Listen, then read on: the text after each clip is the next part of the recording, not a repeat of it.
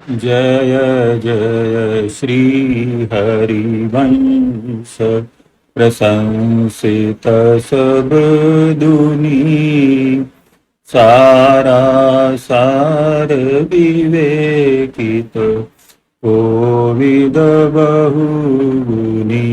पापी क्यों न होए श्री हरिवंश नाम जोले, अलख लड़े तीरीज के महल खवासी दे।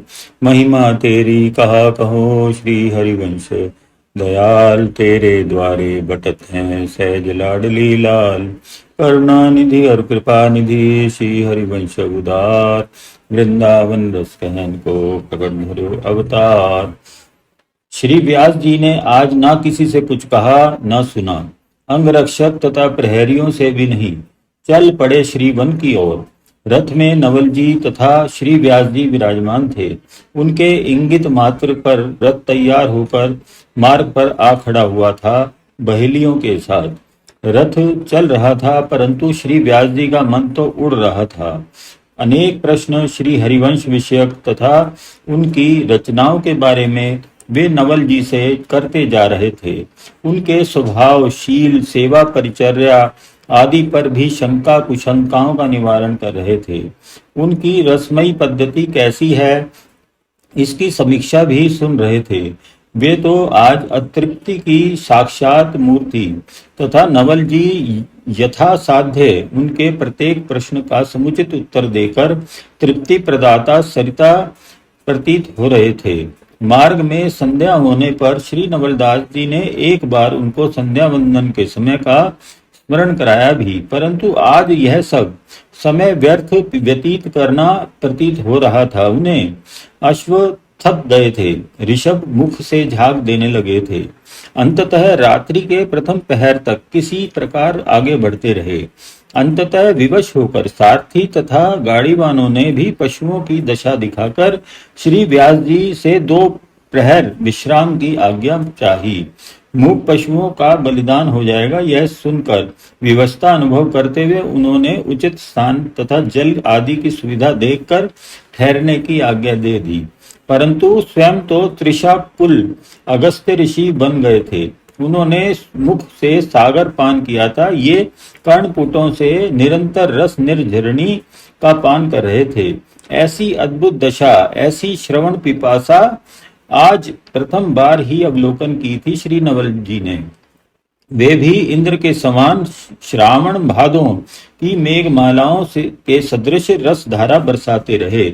अनंत के अनंत यश आकाश में 2 मन पक्षी उड़ान भर रहे थे। कभी श्री राधा सुधा निधि के श्लोक सुनाते तो कभी उनका गूढ़ार्थ तथा श्री हित विरचित पदों का गूढ़ार्थ। उनमें दर्शित एक ही लीला साम्य सुनते सुनते ऐसे तन्मय थे रसिक हृदय कि उन्हें रात्रि के अंतिम प्रहर ब्रह्म बेला का ज्ञान ही नहीं हुआ।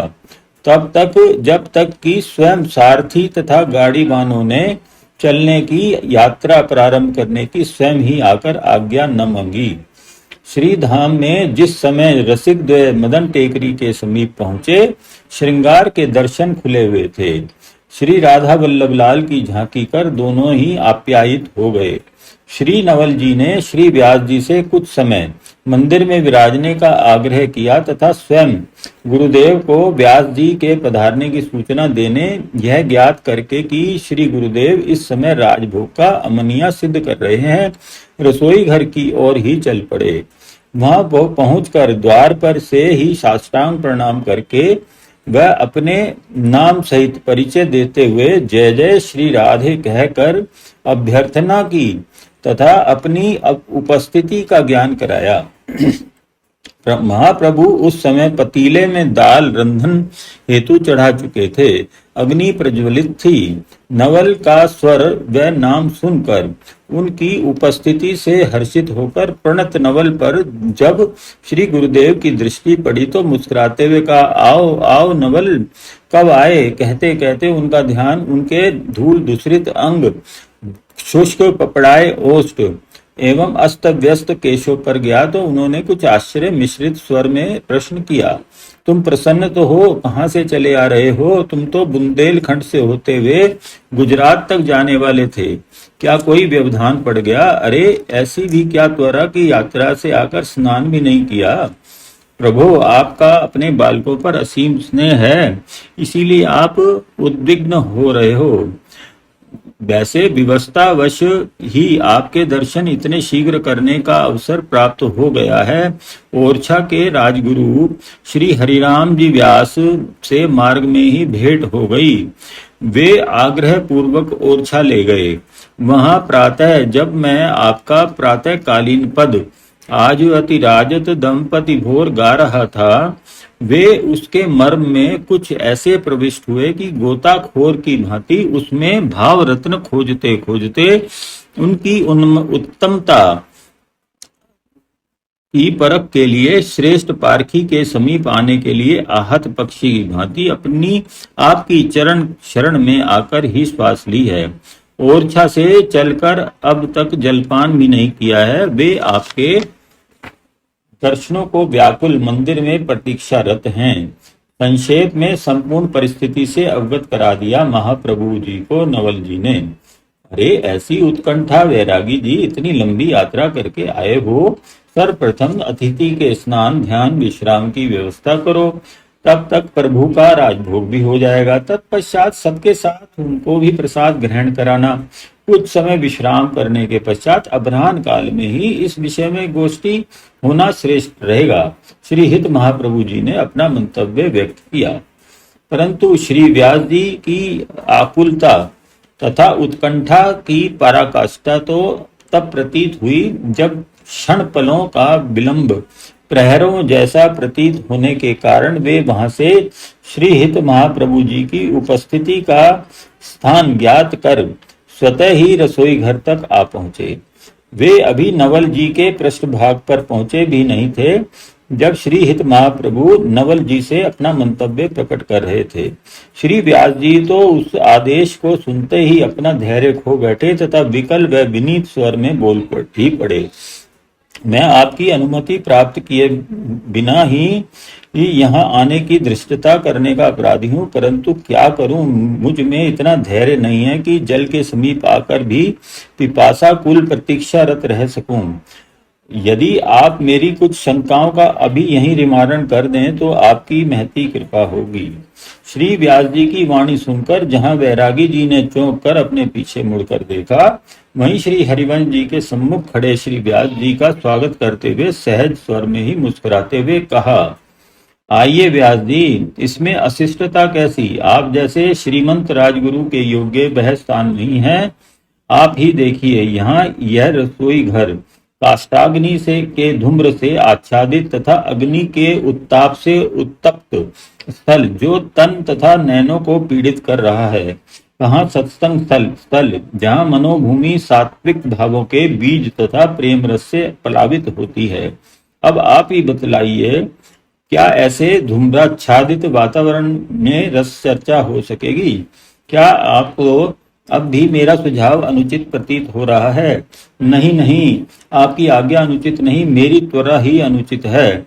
मुझे इस समय यह धूम्र तथा ताप से भी अधिक मेरी जिज्ञासा ज्वलनशील प्रतीत हो रही है। प्रभु, आप यदि मेरी जिज्ञासा इसी समय शांत करने की कृपा करें तो मुझ पर आपका अत्यंत अनुग्रह होगा।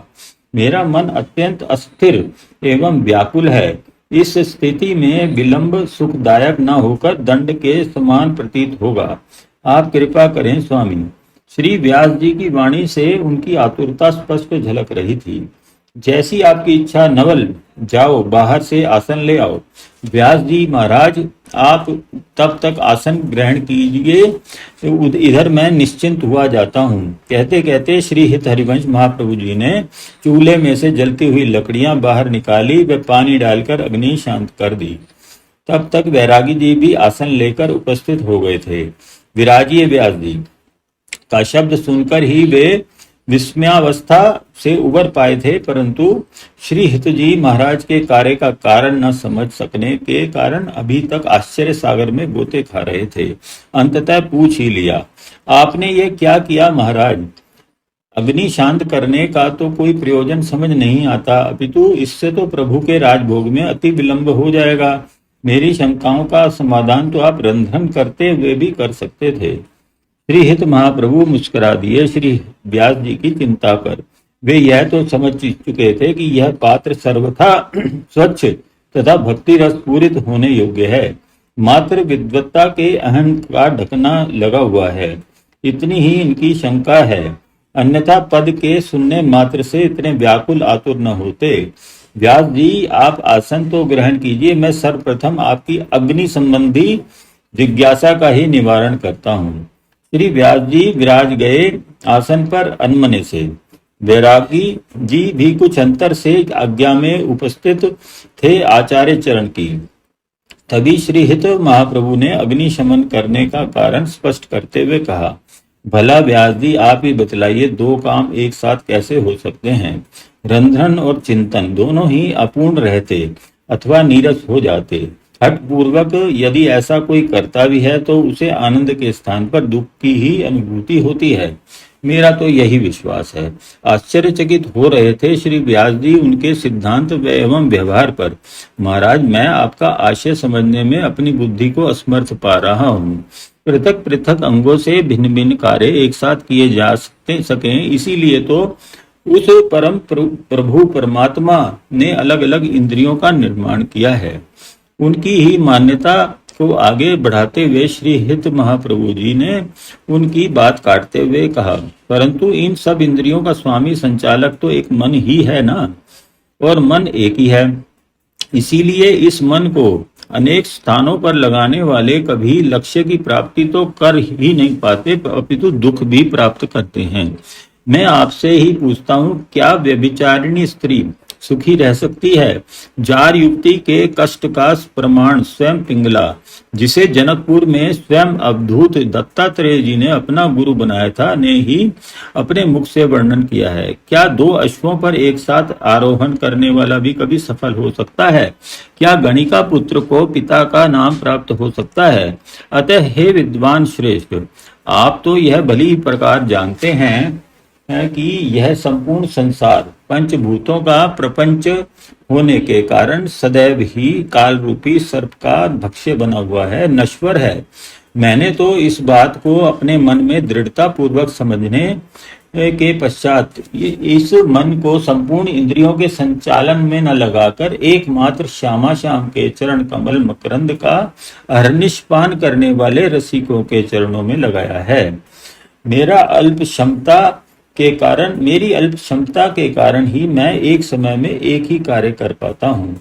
ईख गन्ना के रस से खांड बनाना दुरूह कार्य है, लंबी प्रक्रिया है, किंतु खांड में यदि भूलवश थोड़ा सा पानी गिर जाए तो उस रस बनी खांड को पुनः चीनी बनाना अधिक कष्ट साध्य नहीं है, बल्कि दोबारा बनने पर जो वस्तु निर्मित होगी वह पूर्वापेक्षा अधिक स्वच्छ एवं सुस्वादु होगी, मिश्री बन जाएगी। ठीक यही हुआ श्री व्यास जी के साथ। परम विद्वान, मेधावी, तार्किक, शास्त्र निपुण श्री व्यास जी के गुणों में अहंकार का कुछ जल मिल गया था। श्री हित महाप्रभु के पद रूपी ऊष्मा से पुनः स्वच्छ होकर वे ही गुण मिश्री के समान मधुर हो गए। एक रसमयी भावना उदय हो गई श्री व्यास जी के हृदय में। एकाग्र चित्त वृत्ति का महत्व समझ में आते ही श्री नवलदास जी द्वारा गाए जाने वाले पद की अंतिम पंक्ति का भाव स्पष्ट समझ में आने लगा। हमारे हृदय की तपन बुझाने के लिए, शीतलता प्रदान करने के लिए स्वयं श्री युगलवर समुत्सुक हों, यही तो हमारा परम सौभाग्य है। इसीलिए तो सखी सहचरी उन जन्म जन्मांतरों तक तप करने वालों से भी अधिक बड़भागी हैं। ज्ञानी ध्यानी मुक्ति चतुष्टय तो प्राप्त कर सकते हैं, पर प्रभु की सेवा प्राप्त कर सकते हैं, लेकिन प्रभु उनके हृदय की पीर मिटाने को स्वयं व्याकुल हो, यह संभव नहीं है। उनका अभिप्सित फल मुक्ति उन्हें प्राप्त हो गई, फिर पीर रही कहाँ? जब पीर है ही नहीं तो दूर क्या करें। पीर तो पल पल भक्त के हृदय में होती है। एक कसक, एक टीस, एक चाहत, एक लालसा, श्वास प्रति श्वास नवल किशोर नवीन किशोरी के दर्शनों की, उनकी नित्य नवीन लीलाओं के दर्शन की बनी रहती है मात्र भक्त के एकाग्र चित्त में। वह केंद्रीयकरण की चेष्टा नहीं करता, उसका मन तो स्वतः ही केंद्रित हो जाता है उन श्री स्वामिनी जी की पद पद्म नक्शमणि ज्योति पर। उसके मन में तो लीला दर्शन की उद्भावना बनी ही रहती है। एक के पूर्ण होते ही अन्य लीला दर्शन की लालसा लोभी के असंतोष तथा अतृप्ति की भांति पुनः जागृत हो उठती है।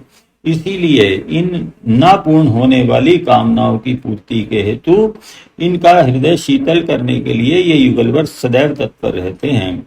जिस प्रकार बालक का मन रखने के लिए पिता घोड़ा बन जाता है, माँ सेविका बन जाती है, परंतु इससे वह बालक जहाँ बालक को आनंद प्रदान करते हैं, उसी प्रकार स्वयं भी उन कार्यों को करके आह्लादित होते हैं। ये लाल ललना भी तो अपनी सखी सहचरों का मन रखने के लिए सर्वतंत्र स्वतंत्र होते हुए भी उनके वशीभूत हो जाते हैं। श्री हित महाप्रभु ने इस पंक्ति द्वारा यही भाव उद्घोषित किया है। आहा, मैं विद्याभिमानी भला इस अनुपमय भाव को कैसे ग्रहण कर पाता, किंतु अब तो सत्य तथ्य सम्मुख है। श्री हिताचार्य के वचनों से प्रभावित श्री व्यास जी जिन विचारों के मंथन से मन ही मन संकुचित हो रहे थे, असावधानी वश अनजानते ही उनके मुख से प्रस्फुटित होने लगे। ओह, पढ़ा तो सब कुछ, परंतु मदांध मन ने बुद्धि की चतुरता को ही श्रेष्ठ समझकर कभी भी उस पर आचरण नहीं किया। आज मैं समझ गया कि जो प्रश्न मेरे मन में को मथ रहा था कि लाल ललना मिली ह्यो शरावत मोर, जैसा वचन क्या कहने भर की बात है, अथवा सत्य भी तो हो सकता है, और यदि सत्य है तो किसका मन शीतल करने को ये युगलवर भी विकल हो जाते हैं। प्रभु की वाणी से उसका उत्तर स्वतः ही प्राप्त हो गया। क्या ऐसी कृपा प्रभु कभी मुझ पर भी करेंगे? मुझ जैसे अधम अहंकारी राजमद विद्यामद तथा गृहस्थ पंख में लिप्त प्राणी के इस त्रिगुण त्रिताप संतप्त हृदय को शीतल करेंगे? बिलक उठे थे श्री व्यास जी। उनकी ऐसी व्यवल दशा देखकर दर्याद्र हो गए श्री हरिवंश महाप्रभु। नेत्र अर्ध निमिलित हो गए। कुछ देर शांत विराजमान रहने के पश्चात मानो कोई दिव्य आदेश मुखरित हुआ। मन छोटा मत करो व्यास जी, आप ब्रह्म को ग्रंथों में खोज रहे थे, परंतु आप ग्रंथ के इस आदेश को संभवतः अनजान में ही अवज्ञा करते रहे।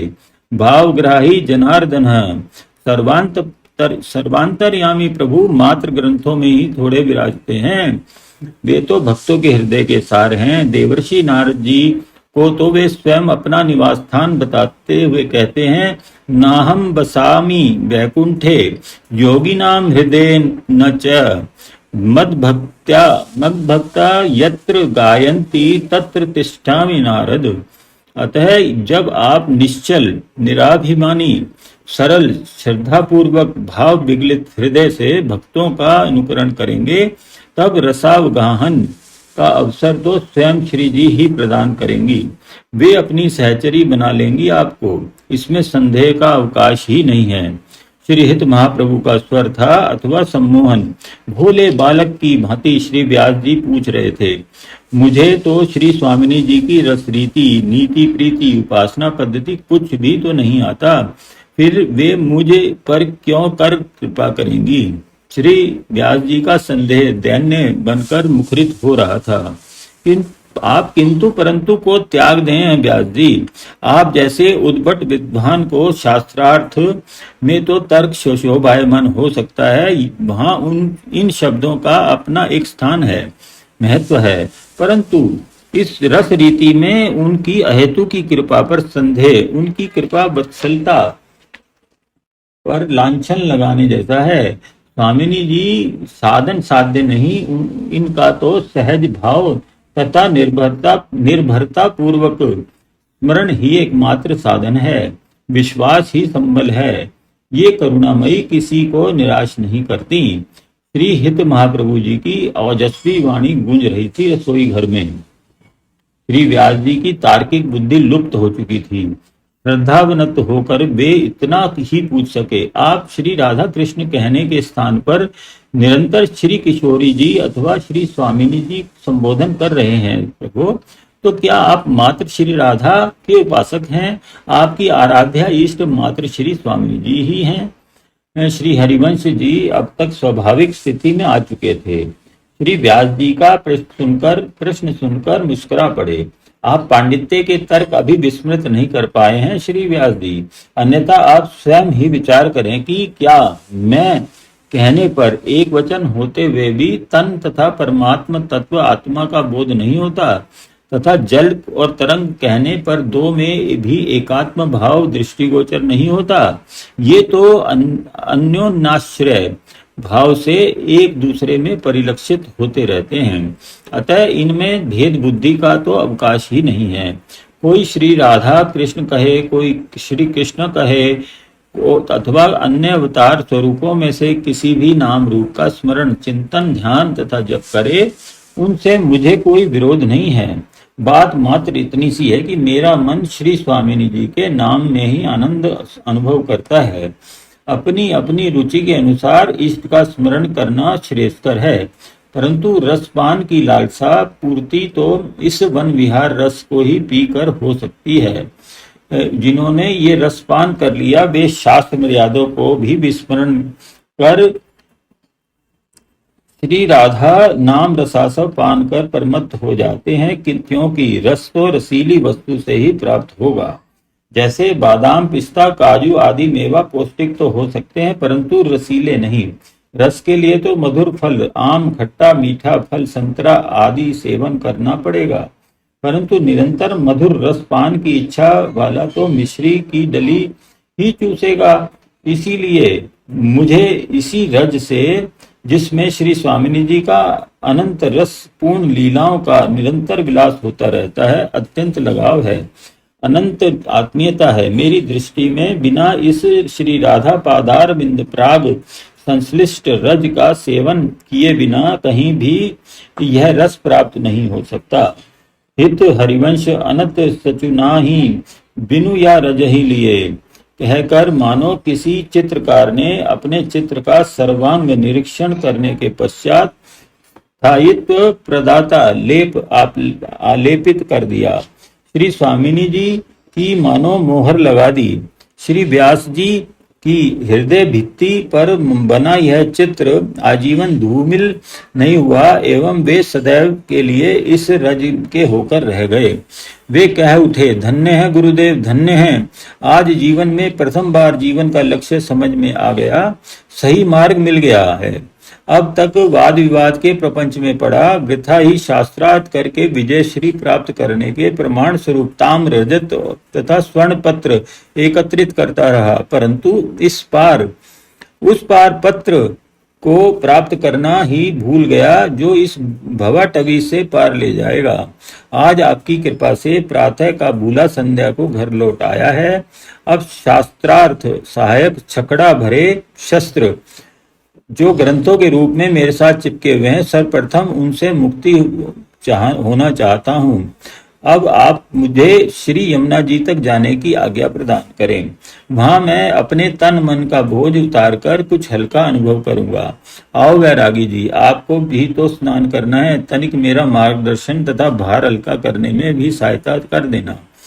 श्री व्यास जी ने वहीं साष्टांग प्रणत होकर विदा ली तथा चल दिए श्री यमुना जी की ओर।